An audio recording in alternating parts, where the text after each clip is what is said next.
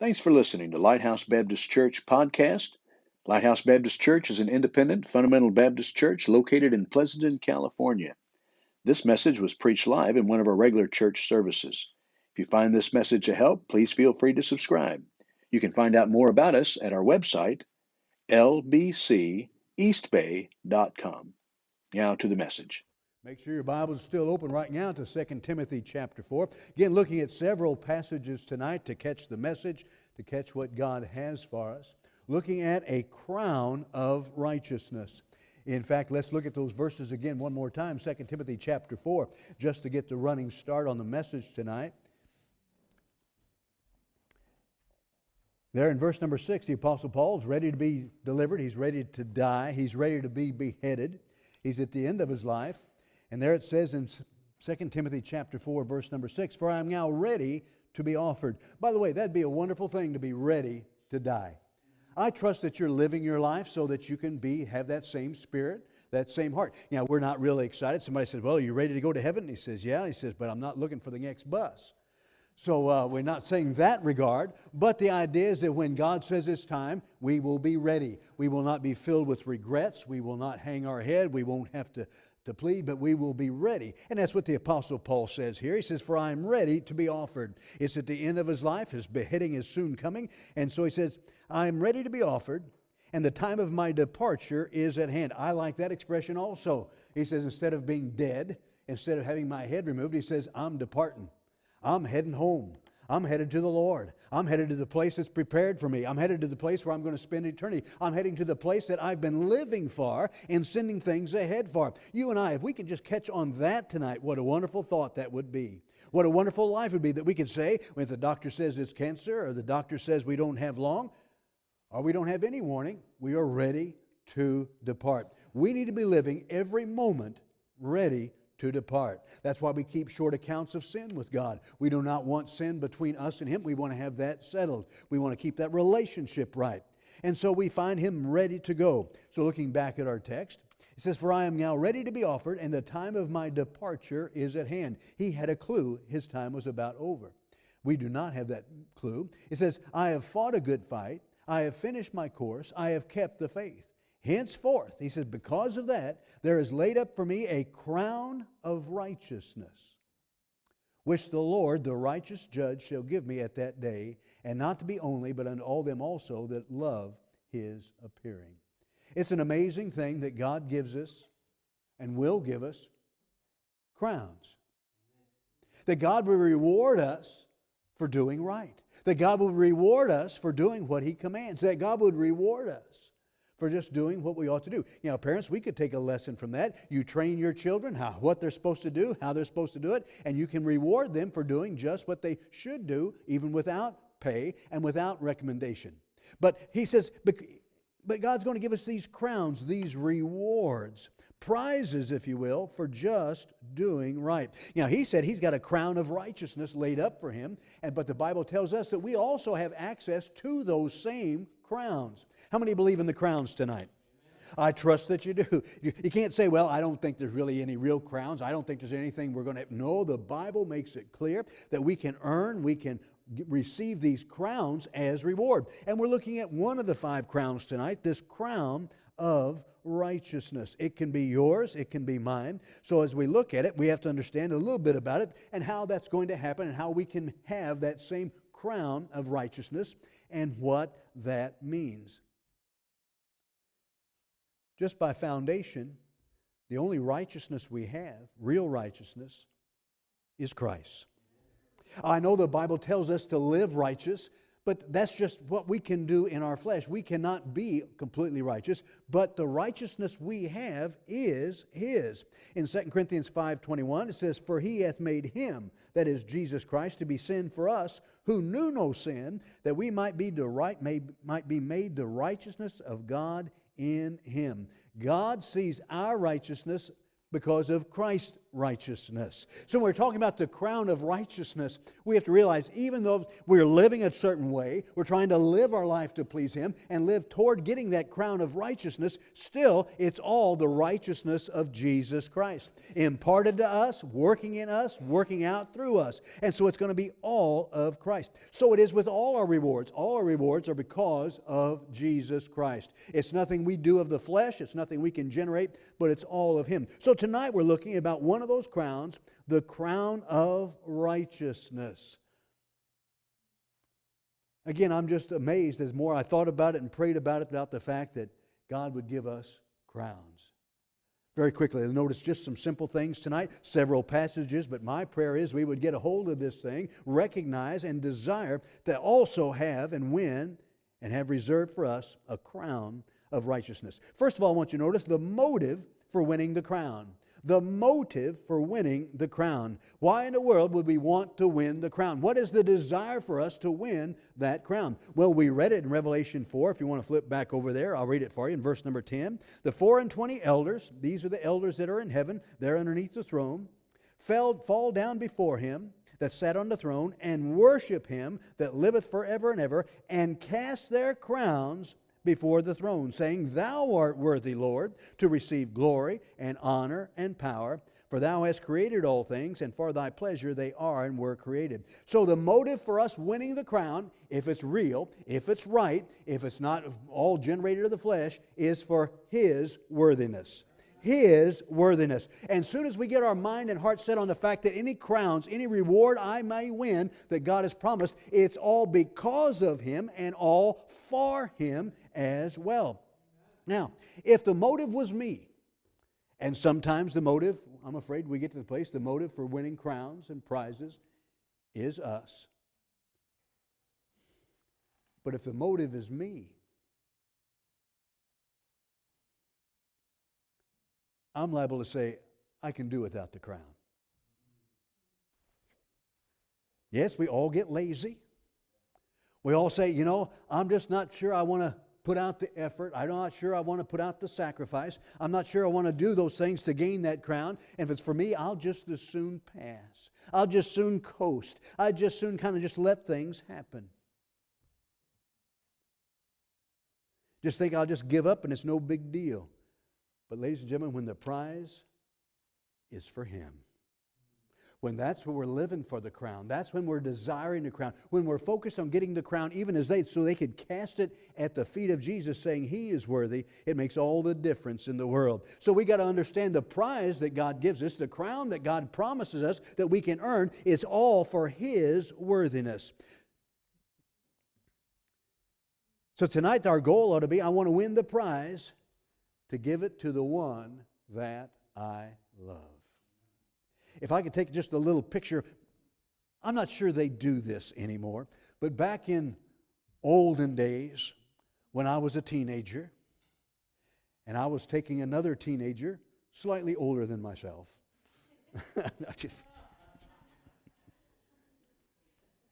In our town, Potosi, a town of 2,000 people, the county seat, the only town for 30 miles or so that had any people, much of consequence, we had the biggest event for the whole year was the county fair. I mean, that was it. You look forward all year to those 2 weeks of the fair. And they'd have this is before Six Flags, before any of those. If you're going to ride a roller coaster of any kind of, it was going to be at the fair. If you're going to have any event, it was going to be at the county fair. And so us poor folks, we'd save up all the money. My allowance at that time was, I think, 10 cents a week. But I would gather all that up. Or if I was working somewhere, I'd gather all that so I could have a bunch of money to take somebody to the county fair. And at the county fair, you, of course, want to show off your prowess, how good shots you were, how strong you were. How many of you fellas know what I'm talking about?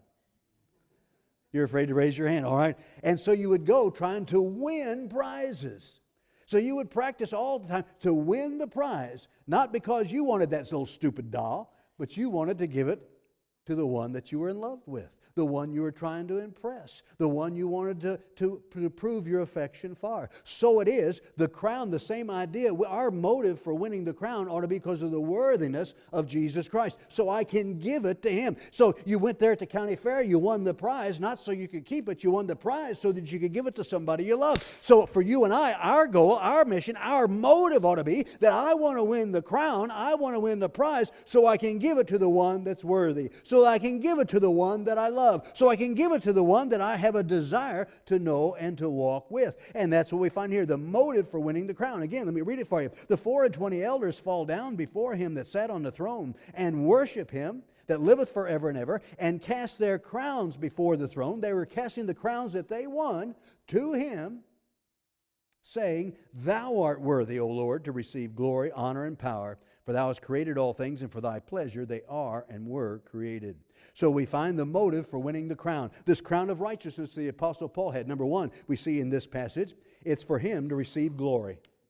It's for Christ to receive glory. They cast down the crowns not for their glory, but because He's the one worthy to receive glory. The word glory there simply means praise and honor.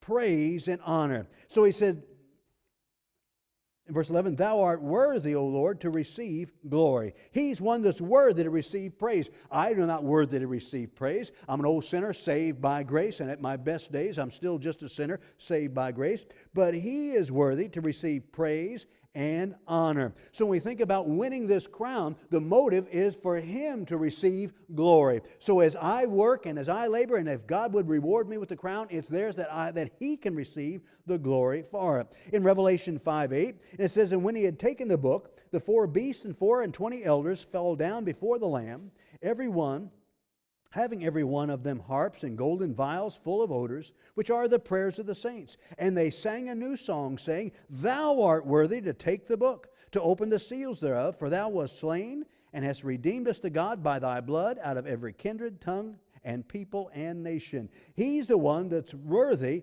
to take the book. He's the one that is worthy. Boy, I tell you what, I want to have a crown of righteousness that I, like those elders, can cast at His feet, saying, Thou art worthy to receive glory. 2 Samuel 22, The God of my rock in whom I will trust, He is my shield, the horn of my salvation, my high tower, and my refuge, my Savior.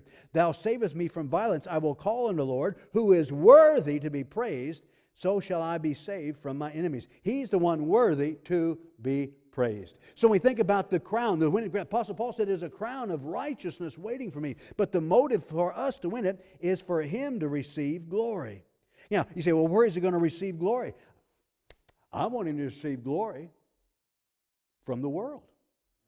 I mean, that sounds kind of odd. You say, the world give Him glory. Yes. Matthew 5:16. Let your light so shine before men, that they may see your good works and glorify your Father which is in heaven. Oh my. So I want to live my life so that He receives glory from the world because of what they see of Him inside of me. Oh, I tell you what. So the idea is when the world sees us, they need to see God working in us, and they say, wow, God is powerful. God is doing something. God does that. 1 Peter 2:12. Having your conversation honest among the Gentiles, that whereas they speak against you as evildoers, they may, by your good works, which they shall behold, glorify God in the day of visitation. Oh my. So even in the day of that final time when they stand before God, they can give God glory because of what they saw in us. So the motive for winning that crown is to give that He receive glory. If my crown can give Him glory, He's the one worthy. If my life can give Him glory, then it's worth it, either by death or life. And so this crown of life, I want to give Him the glory. Philippians 1:20, according to my earnest expectation and my hope, that in nothing I shall be ashamed, but with all boldness, as always, so now Christ be magnified in my body, whether it be by life or death, for me to live as Christ and to die is gain. Oh, we want to make sure that He receives the glory. The motive of winning, it's got to be for Him to receive glory. If it's for me to pat on the back, it's for others. No, that is the motive. For Him to receive glory. Number two, the motive is for Him to receive honor. For Him to receive honor. That's what it says. Thou art worthy, O Lord, to receive glory and honor. The word honor there means to have extreme value. Extreme value. So I want Him to receive the recognition of extreme value, to have honor. The motive for me winning the crown of righteousness is not for me, it's for Him, for His glory, and for Him to receive honor. If my life can, I want my life to give Him honor. Extreme value. I want my life to represent that. You know, when we get down to the place we say, I want my life to give Him honor, boy, that just clears up a lot of decisions I make in my life. It makes up a lot of decisions. How am I going to talk? How am I going to dress? How am I going to behave myself? Will I go to church? Will I not go to church?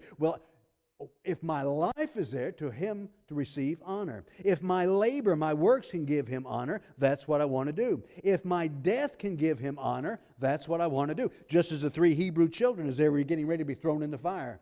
You know, they really had no real faith that they were going to be delivered from the fire. They said, He can, but if He doesn't, we're still going to do what's right. That, in other words, by their death, if they were going to be burned up by the fact they would not recant, they would not worship, they would not fall down and worship His idol, He says, even by our death, our God will be honored. Even as Stephen was stoned and he gave God glory. So the idea is for him to receive honor. The motive for winning that crown, that prize, is for him to receive glory, for him to receive honor. It goes on. It says there, Thou art worthy, and He is, to receive glory and honor and power. Power. That's an interesting thought. That they would say He's worthy to receive power. He's got all power. I mean, He's got it. So what does it mean to receive power? I believe He's talking about receiving power over me. He has all power. To receive power, I'm giving you power. A lot of times, well, you see, in the military, you sign up on the military. You sign up and you go and you say, I'm going to join the Navy. Guess what? You just gave them all power. All power over your life. They have every say in your life. Where you're going to live, where you're going to work, how long you're going to work, everything. We often said that when we joined the military, we swore to uphold the Constitution, not live by it. Because all the Constitution is basically gone out the window because they say, we want you to run up that hill and die. You can't say, well, I don't want it. No, you don't have the right to do that anymore. And so you give them power over your life. And so here's that may have all, again, in the text. Thou art worthy, O Lord, to receive honor, glory, honor, and power. Why? For Thou hast created all things, and for Thy pleasure they are created. So for everything that God created, we ought to let Him have the power. And so the idea is He can have power in our lives. That's why Romans 12:1, I beseech you therefore, brethren, by the mercies of God, you present your bodies a living sacrifice, holy, acceptable unto God, which is your reasonable service. So I let Him receive power over me. I give Him power over me by my surrender. I just give up. I give over all my power. You say, oh, preacher, I'm not sure I can do that. If you want the crown of righteousness, that's what it's about. We're talking about giving Him all that power. I surrender to Him. I submit to Him. By my service is to Him. I let Him have power over everything because He is worthy. So, does He have power over your life? I mean, over every part of your life. And when I say your, I'm talking about mine also. Does He have power over our money? The tithe is the Lord's. By the way, Brother Roy was mentioning that, and I haven't thought about that in a long time. We said, well, the tithe, 10%. Yeah, the Jews gave 10%. No, they gave about 40 or 50%. Because they had tithes for this, and tithes for that, and tithes for that. So they had the basic tithe, but then they said, okay, now we've got this tithe. Now you've got to give this much. Now you've got to give this in different times of the year. Boy, I tell you what, let's just be glad that we're Gentiles and give 10%. But it's the tithe. The tithe is the Lord. He has power over my life, which means He has power over my finances, whether it be the tithe or whether it be missions offerings, whatever it is. He has power over my time. He has power over my dress. He has power over my entertainment. When we nail that down, boy, it just makes everything so much easier. When He has power. See, before we get to the place where we give God all power, we fight Him for it. We fight Him for it. Well, God, you may not like this, but I find this fun. I'm not sure I can do it. No, we settle that. We give Him all power. We give Him all power over the entertainment in our life. We give Him all power over the dress in our life. We just give Him all power of our time and all that we have. The motive for winning the crown. Here they cast down the crowns. Why? Because he was worthy to receive glory. He was worthy to receive honor, worthy to receive power. Very quickly, let's notice the means to winning the crown. The means. All right, that's the motive. By the way, that's good enough. We could stop right here. We're not, but we could stop right here and say, boy, there we go. That's my motive. I want that as a motive, so I'm going to seek to win this crown of righteousness so I can cast it at His feet. But let's understand the means to the winning of the crown, how we can do that. So go back to 2 Timothy chapter 4, back to our text, and we find how God lays it out. He tells us, the Apostle Paul tells us, the means to winning the crown of righteousness. 2 Timothy chapter 4, verse number 7. Let's back up to verse number 6. I am now ready to be offered, and the time of my departure is at hand. I have fought a good fight. I have finished my course. I have kept the faith. No period. Colon says, henceforth there is laid up for me a crown of righteousness. So the means is His service. So the means to winning the crown of righteousness is His service in various ways. Number one, we fight the good fight. We fight the good fight. I have fought the good fight. Henceforth there is laid up for me. Fight the good fight. The great spiritual battle that we're in. Oh, ladies and gentlemen, we're in a spiritual battle. The sooner we recognize that and remember that, the better off we are. In fact, let's look at the fight the Apostle Paul was in. Flip over to 2 Corinthians chapter 11. 2 Corinthians chapter 11, just back just a little bit. 2 Corinthians chapter 11. This fight, Paul said, I fought a good fight. Well, what was your fight like, Paul? What was it? What is it that you fought this good fight that allows you then to have and win this crown of righteousness that God has laid up for you? Well, he said, I fought a good fight. Let's see what that is. By the way, it is a great spiritual battle. It's a spiritual battle, for we wrestle not against flesh and blood, but against principalities, against powers, against the rulers of the darkness of this world, against spiritual wickedness in high places. So he said, I fought a good fight. Now, before we look at that text I just had you turn to, he said he fought a good fight. It means noble. It means virtuous. Of high value. Not just a tiny little fight. No, it was a good fight. It was a virtuous fight. Very quickly, let's notice in our text, or 2 Corinthians chapter 11, verse 23. For they are ministers of Christ. I speak as a fool. I am more. In labors more abundant. In stripes above measure. In Let me just pause here. He started laying out all these things that went on in his life. All these things that he battled. All these things that he fought. All these things that came to battle, the spiritual battle in his life. First of all, we notice he says, in labors more abundant. Oh, he said, I was fighting the battle, can I put it this way, against laziness.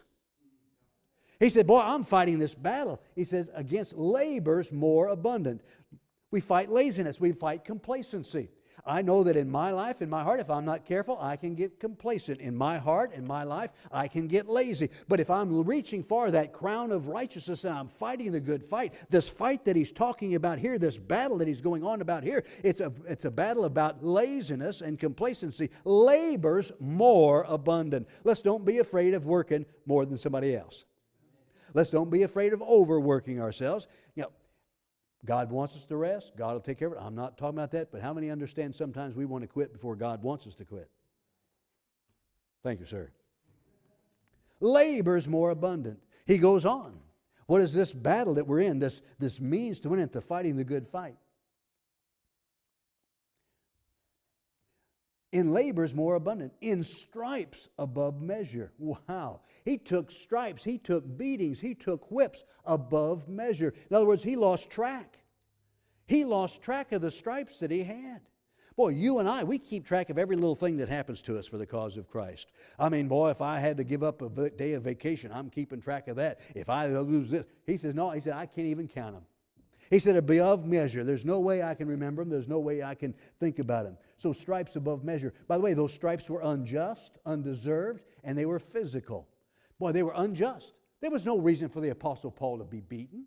There was no reason for him to have stripes. He had not done anything illegal. He was just standing for the cause of Christ, and in retaliation for that, they beat him and they gave him stripes. I believe they also gave him emotional stripes. Notice he goes on. Stripes in prisons more frequent. Boy, he was in prison often. He was arrested often, not for doing wrong things, not for being bad things, but simply for this battle for Christ. In death, often. Whether it's talking about the death of people around him or where he thought he was going to die. You read the Apostle Paul, there's times he thought he was going to die. In fact, he was left for dead after the one-time stoning. So in death, he said, where I was on the edge of death, it was just often there. Of the Jews, 5 times I received 40 stripes, save one. Again, the Jewish law was you could only beat somebody, give 40 stripes, 40 whippings. But the Jews, to make sure they didn't do it, they only gave 39 in case they miscounted. So he said, that's why he said save one. So every time they gave him 39 stripes is what they do. Boy, you talking about a battle. You talk about a painful fight he was in. We're talking about pain. Pain. Verse 24, of the Jews received I stripes, save one. Thrice was I beaten with rods. Once I was stoned. Thrice I suffered shipwreck. Boy, you talk about having issues in his life. The fighting the good fight that he did. He goes on. In journeys often, in perils in water, in perils in robber, in perils of my own countrymen, in perils of the heathen, in perils in the city, perils in the wilderness, in perils in the sea, in perils among false brethren. Boy, I'd say he was in peril all the time. He was in danger all the time. And weariness and painfulness and watching and hunger and thirst and fastings and cold and nakedness. He said, besides all those things which out, he said, I got the care of the churches on me also. He was in a real battle. And so we're talking here about they fought the good fight. He fought the good fight. He fought the battle. Back to our text. So you're going to fight the battle. If we're going to win the means for winning the crown of righteousness, we fight the good fight. Back in our text. I have fought a good fight. What else did you do? I finished my course. We got to finish our course. Finish the path God has given to us. Finish the path God has laid out before it. Now, if I understand right, there is no crown unless we finish.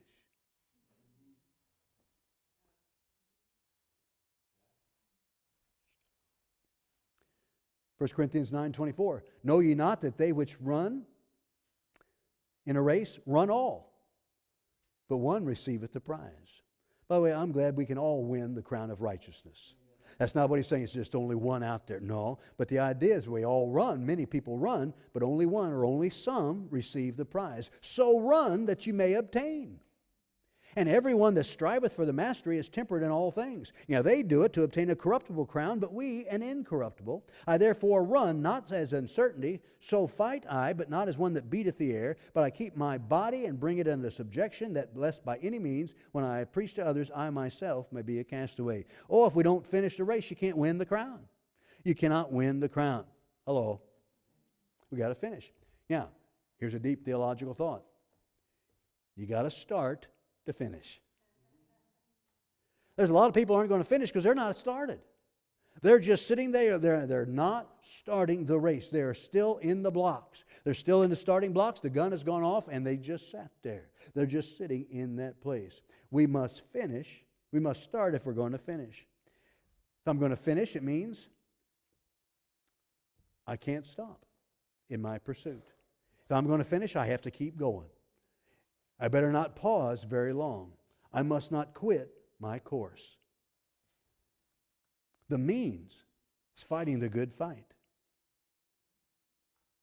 The means is by finishing my course. Again, looking back at the text. I have fought a good fight. I have finished my course. I like what he says, I've finished. It's in italics, but it still emphasizes that, my course. I have a personal course. Your course is not my course.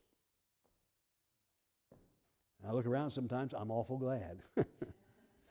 But my course is not your course. It's a personal course God has given you. So if you want to win the crown of righteousness, then we're going to have to be the means of that is you find your course, the course God has laid out for you, and you finish your course. You don't have to finish my course. I don't have to finish your course. You don't have to finish your spouse's course. You just have to finish your course. It's a personal course. It's a prescribed course. It's for you. It's for me. It's a provided for course. He lays it out. As we pray and we seek God's will for our lives and He lays out the path for us, we're to follow. He prescribes it and He then paves the way for it.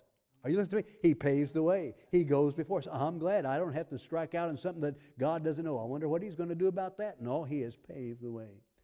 The means for winning the cross, winning the crown. Fight the good fight. Finish the course. Keep the faith. I have kept the faith.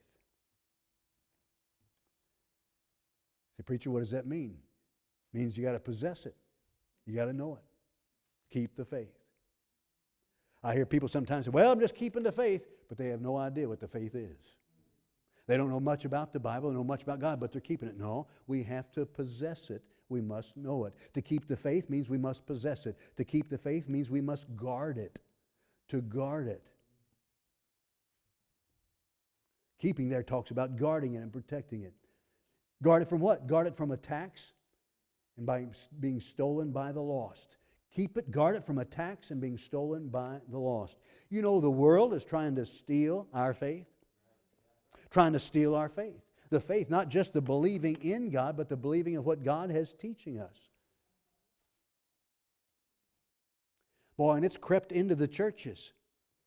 By the way, I still believe God created heaven and earth in those 6 days. Just like He said. Oh, and you can say, well, what about science? You can go and find there's more science, lots of science about God's creation in those days. We're not going to go into it, but the world's trying to steal that. That's why if you parents have your kids in a public school, you better make sure that they're understanding. Do not let the public school steal their faith.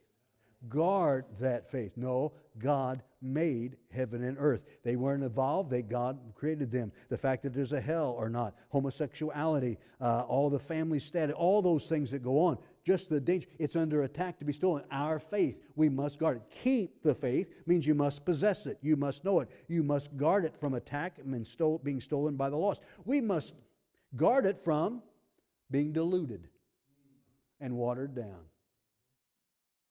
Boy, it's amazing. I don't go to many churches other than this one. When we're out traveling, I still try to find a good fundamental independent Baptist church that believes the Bible and believes the thing of God. But I tell you what, there's many churches that have watered down the faith. Whether it be about hell, whether it be about righteousness, whether it be about the blood of Christ, whether it be about Christ being the only way, well, we have to guard it. We have to keep the faith. It means we guard it from the attacks being stolen by the lost. We have to guard it from being diluted and watered down. We have to guard it from being compromised. In other words, accepting less than pure doctrine, less than pure what God has, our faith. Because we say, well, I'm on my way to heaven. How do you know? Because the Bible says so right there. Well, what is about the Bible says this about over here, about that? He said, well, I don't know about that. No, we have to then keep the faith. So we find the means for winning the crown. We follow the motive. It's for Him. We find the means is by fighting the good fight, finishing our course, not quitting, not stopping, going all the way to the end so we can be ready to depart and say, my end is at hand, and by keeping the faith. Lastly, we see the membership of those that win the crown. Back in our text in verse number 8. Henceforth, let's back up. I have fought a good fight. I have finished my course. I have kept the faith. Henceforth, there is laid up for me a crown of righteousness. Again, that crown we see like the elders there in Revelation will be cast at His feet, giving it to Him because He's the one that's worthy. That's a righteous judge. By the way, He's going to be right.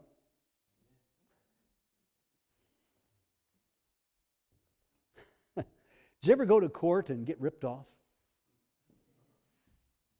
I have. My wife knows that day. We had a schnauzer. Just a great dog. Had it for years. Male lady came up and we opened the door and she tried to step in and he snapped at her. Didn't even break the skin. Didn't leave a mark. We say, oh, you all right? Say, I'm fine. Guess who got sued? Oh, the anguish, all the pain and all this. And so we went to court for that. My wife will often tell you, but she said, oh, Mr. Bryson, what do you got to say? She wasn't hurt. I saw it. She's all right. She said she was all right. Defense rests. I shouldn't have rested at that point. Boy, she started laying it out and all the pictures and all that. I don't know what it was. And so we ended up having to pay her off. It wasn't a whole lot, but it was some still to do that. You look at me like calves at a new gate. Maybe you've never been there. And so I lost. It was not fair. That judge wasn't righteous. But I'm glad we've got a God that's fair, which means He's going to be righteous. That mail carrier, she probably thought the judge was fair because she got the money. So when we say we have a righteous God we're going to, guess what? He's going to be not just fair, but right. But right. No, very quickly. Verse number 8. Henceforth is laid up for me a crown of righteousness, which the Lord, the righteous judge. By the way, He's the one that's going to judge whether or not we're going to get the crown. It's not going to be me. It's not going to be you. It's not going to be, this is what I want, this is what I deserve. No, it's all going to be because of God. The righteous judge shall give me at that day, and not to me only. See, He's not the only one that can get it. He's not the only one that can have it. But unto all them also that love His appearing. Oh, that love His appearing. Because you know, if we love His appearing, we're going to serve Him. If we love His appearing, we're going to make sure that we know that He's worthy. But loving His appearing. If we really love His appearing, we'll live righteous. If we really love His appearing, we'll serve Him. If we really love His appearing, the fact that He's coming back for us, oh, we'll be able to endure. We'll be able to do all the things God would ask to do. We'll want to finish our course. I want to be in that membership. Sometimes we sing about that crowd. We sing about the other saints. The membership of those who win the crown are those that love His appearing. We're only going to love His appearing if we're ready for it. We're only going to love His appearing if we're anticipating it. So tonight, as we think about this crown of righteousness for all, notice what it says, but unto all them. It's not just a select few. It's all them that also. Notice he said also. So the Apostle Paul said he's getting it because he loves His appearing, but also loves appearing. Oh, what a difference it would be if our church, with all of us, loved His appearing. Looking forward, living, being ready to depart. Without being ashamed and without fear. Crown of righteousness. Henceforth there is laid up for me a crown of righteousness. Let's bow our heads. Thanks again for listening to Lighthouse Baptist Church Podcast. Find out more about us at our website, lbceastbay.com. I hope you can visit again real soon.